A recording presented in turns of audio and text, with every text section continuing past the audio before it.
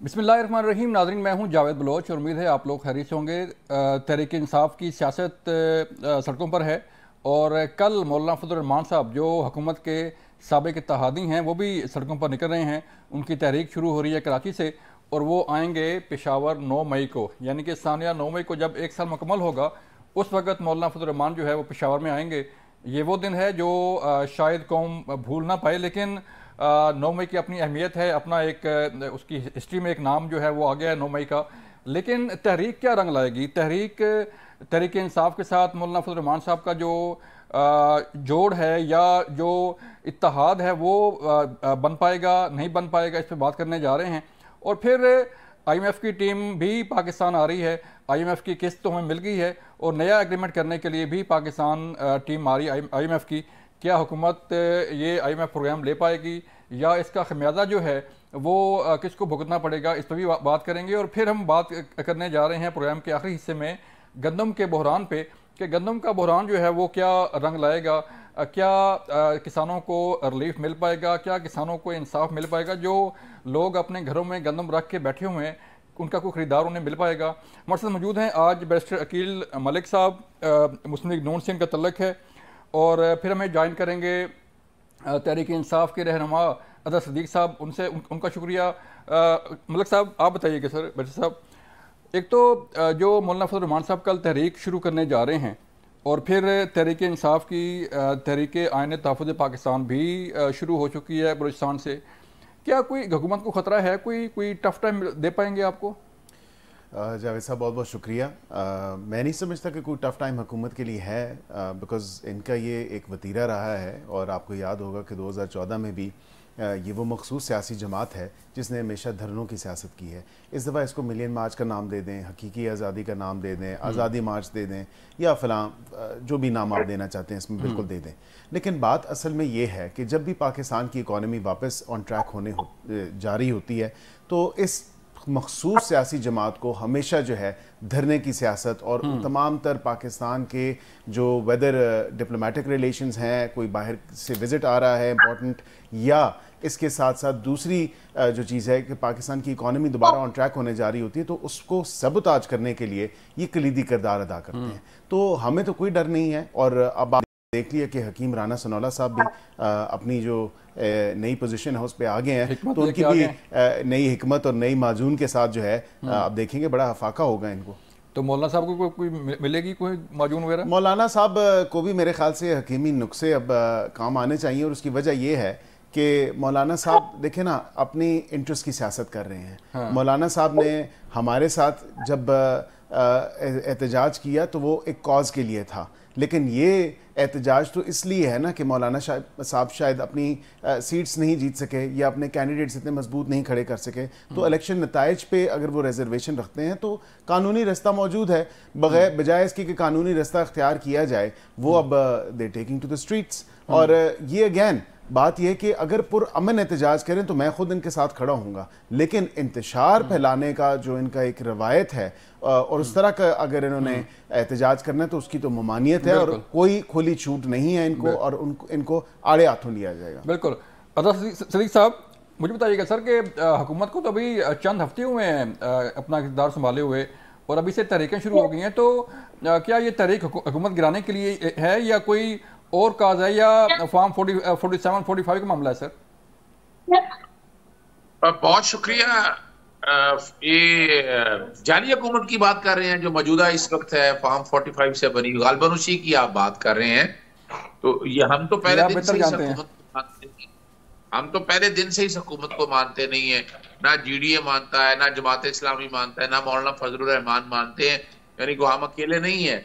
और इस दफा की हमारी स्ट्रेटेजी बहुत मुख्तलिफ है। अब तमाम सियासी जमातों के साथ तहरीक चला रहे हैं। तो है ना सर, हुकूमत को मानना पड़ेगा आपको। नहीं, आप खुद देख लेना कि एस्टैब्लिशमेंट का जो रोल है, आपको डाउट रहा है कि अब तो अदलिया भी खड़ी होगी। एस्टैब्लिशमेंट को इनके रोल के हवाले से खड़ी नहीं हुई है। जो अदलिया जो है वो इनके रोल के, हमारे ये जो हमारे साथ ज्यादतियां हो रही हैं पाकिस्तान तहरीक इंसाफ के साथ, जो चीजें सारी सामने आई हैं, या ये 2.5 सालों से जो हो रहा है उसके हवाले से सामने आई है। इनकी क्या है, ये तो बेचारे ये तो रेंटेड हुकूमत है एक तरह से, यानी एस्टैब्लिशमेंट का यानी कौन है, यानी आप यानी मोहसिन नकवी मोहम्मद औरंगजेब या फैसल वाडा, कौन है ये? इनका किस सियासी जमात से ताल्लुक है इनका? वो नजर आ रहा है कि वो एक ही सियासी जमात है, उसका नाम एस्टैब्लिशमेंट है। तो ये आप जेहन में रख लें कि ये पैदावार है डिक्टेटर के, और डिक्टेटर को लेकर ये आगे चल रही है। तो हमारी तो लड़ाई इस निजाम के साथ है कि जिन्होंने इनको लाकर बिठा दिया, ये ताकत के वोट से नहीं आए हैं, ये वो एस्टैब्लिशमेंट के वोट से आए हैं, उसकी ताकत से आए हैं। और अब तो कोई डाउट रह नहीं गया, अब तो सुप्रीम कोर्ट के सामने जजेस ने एक एक बात सामने आ गई है और सब समझ में आ रहा है कि किस तरह इंतखाबी निशान लिया गया, क्या किस तरह पाकिस्तान तहरीक इंसाफ और इमरान खान के खिलाफ जो ज्यादतियां हो रही है। और उसमें बताया ये गया कि अदालतों ने रिलीफ दी है। कौन सा रिलीफ आज तक बाहर सिवाय प्रोटेक्टिव बिलों के अलावा, जहां कुछ सस्पेंशन, वो भी कोई एहसान नहीं है। कौन सा बड़ा रिलीफ मिला? हर केस को लटकाते फिर रहे हैं। अब इज्जत वाले केस में देखिए प्रोसिक्यूटर जो इनके अपने तैनात किए गए हैं। तो अभी आप कह रहे हैं कि अदलिया भी जो है वो बोल पड़ी है और अदलिया भी आपके साथ खड़ी है, अभी तो आपने कहा। देखिए, मैं सवाल अदलिया खड़ी होने के हमारे साथ नहीं है। अदलिया तो अपने आजादी चाह रही है ना, हम क्या चाह रहे हैं? हम अदलिया आजाद चाहते हैं ना। जब अदलिया आजाद होगी तो खुद मुख्तार फैसले करेगी, और जब आजादी के साथ फैसले करेगी तो ये जितनी ज्यादतियां हमारे साथ हो रही है, ये इतना टाइम नहीं लगेगा उसमें। अब यानी अदलिया अपनी लड़ाई लड़ रही है, हम अदलिया की टोटल सपोर्ट कर रहे हैं। और अदलिया ऐसी हम खुद अदलिया से चाहते हैं, अगर इनके साथ कुछ ज्यादतियां हुई है अदलिया ने की है तो बिल्कुल, यानी ये बड़ी बातें कहा करते थे ना, ये वोट को इज्जतों का नारा लिया करते थे। आज क्या है?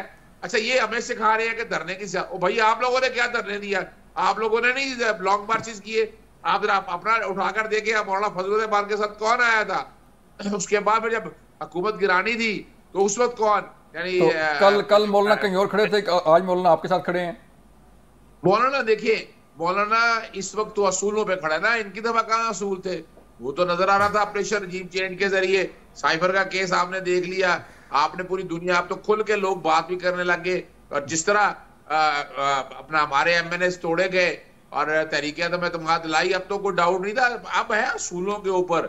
अब मौलाना फजलुर रहमान भी एस्टैब्लिशमेंट के किरदार को महदूद करने की, ये नहीं मैं कहता कि एस्टैब्लिशमेंट का किरदार खत्म होगा, लेकिन महदूद होना बहुत जरूरी है। लेकिन इस तरह का किरदार जो अब अदा किया है, ये तारीख में नहीं है, अनप्रेसिडेंटेड है। और इसमें अब सारा कुछ सामने आ जाएगा। मतलब 2018 का अदर भाई, जो 2018 में किरदार था वो ठीक था जनरल फैज साहब का, जनरल बाजवा के बारे में आप बात करते हैं, और अब जो है वो गलत हो गया। देखिए, हम तो अब टोटल किरदार एलिमिनेट करने की बात कर रहे हैं। यानी मैं उस पर जस्टिफाई नहीं करता, लेकिन आपको पता है कि पाकिस्तान तहरीक इंसाफ को हराने के लिए एस्टैब्लिशमेंट ने उस वक्त भी किरदार अदा किया था। सीटें हमारी चुराई गई थी, आपको याद है, आरटीएस बिठाया गया था, सीटें कम दी गई थी। और उसका सबूत ये है कि एस्टैब्लिशमेंट अगर साथ होती तो अगस्त 2018 में फिर जिस तरह इनको इतनी बड़ी मेजोरिटी लेके दी है, 2/3 अक्सरियत दे दी है, तो हमारे पास भी 2/3। मैं अकील साहब को भी थोड़ा सा जो है वो आप रिप्लाई करेंगे जी? क्या ये तो मानते नहीं है तो जली हुकूमत है, वही चोर डाकू का नारा जो है? देखिए, ये इनका डे 1 से वतीरा यही बयानियाँ लेके चल रहे हैं। अवाम को भी इसी बयानिए पे इन्होंने पीछे लाल बत्ती के पीछे लगाया हुआ है। जावेद साहब, बात असल में ये है कि 2018 में जो कुछ हुआ, मेरे ख्याल से सिद्दीक साहब को भी बेहतर पता है कि वो हुकूमत जाली असल वो हुकूमत थी। ये हमारे पे इल्ज़ामात लगा रहे हैं। देखिए, एक पार्टी जो कि चाहती है कि हम एस्टैब्लिशमेंट की गोद में जाके बैठ जाएं और वो उनसे बात नहीं करना चाहते। ये आज भी इनके पार्टी के लीडरान कहते हैं कि जी हम उनसे बात करना चाहते हैं, वहां से पैगाम कोई नहीं आ रहा, वहां से मैसेज कोई नहीं आ रहा। ये ऑन रिकॉर्ड मौजूद है बातें। तो अब अगर एस्टैब्लिशमेंट से इनकी कोई बात हो जाए तो ये सब अच्छा हो जाएगा, ये कोई प्रॉब्लम नहीं होगी इनको किसी। ये देखें ना, ये वही निज़ाम है। 2018 की बात करते हैं, आज ये जजेस पे कह रहे हैं कि जजेस की हकीकी आज़ादी इनको चाहिए, ये जजेस के साथ ये खड़े में हैं। तो ये देखें ना कि ये वही चीफ जस्टिस हैं जिनकी इनके अपने दौरा हुकूमत में इनकी अपनी पार्टी लीडरान की ख्वाहिश पे और फरमाइश पे जो है उनको नोटिस भेजे गए, उनके खिलाफ एक रेफरेंस फाइल करने की कोशिश की गई। तमाम तर चीज़ें आपके सामने हैं, ये रिकॉर्ड का हिस्सा हैं। और अब ये कहते हैं कि जी वो टाइम अच्छा था, अब ये टाइम बहुत बुरा है। तो ये इस तरह पिक एंड चूज नहीं होगा। और ये मौलाना साहब का तो इन्होंने खुद जिक्र कर दिया कि इन्होंने कहा पता नहीं मौलाना साहब इनके साथ क्यों थे, अब वो जो है असूलों पे खड़े हैं। तो या मौलाना साहब के असूल उस वक्त गलत थे या अब गलत हैं, ये तो हमें समझ नहीं आ रही। कि देखें, हर पॉलिटिकल पार्टी अपना इंटरेस्ट लुक आफ्टर कर रही है। पाकिस्तान का कोई जो है नहीं सोचा जा रहा। ये अब कहते हैं कि हुकूमत में वापस आ जाएं तो सब ठीक हो जाएगा, सब अच्छा हो जाएगा, लेकिन अपोजिशन में बैठने के लिए तैयार नहीं है। तो इनको चाहिए कि कम से कम अपोजिशन में बैठें, कोई अपना किरदार और अपना रोल अदा करें, बजाय इसके कि जो है दोबारा वही घिसे पिटा रिकॉर्ड जो 45-47 वाला है वो चलाएं। आप रिकॉर्ड आप ट्राइब्यूनल्स में चलाएं, आपको किसी ने मना नहीं किया। चलें मुझे ब्रेक के लिए कहा जा रहा है, जब ब्रेक से वापस आएंगे तो फिर बात करेंगे कि अगर मुज़ाकरात आर्मी चीफ से हो रहे हैं तो क्यों, मुज़ाकरात का एजेंडा क्या होना चाहिए, ये भी इस पर भी बात करेंगे ब्रेक के बाद।